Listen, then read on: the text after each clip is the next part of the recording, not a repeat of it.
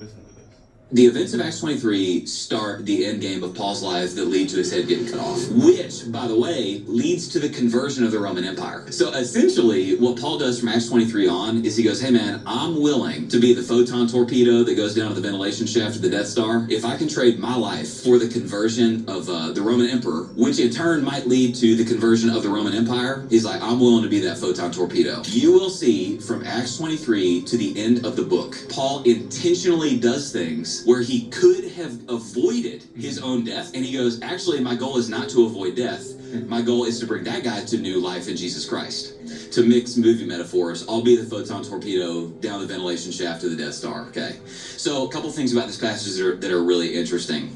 Number one, what you have right here is Paul gets in a bunch of trouble, and he gets put in front of a group called the Sanhedrin. So Paul stands up in front of these dudes. They're kind of getting ready to put him on trial, potentially for his life.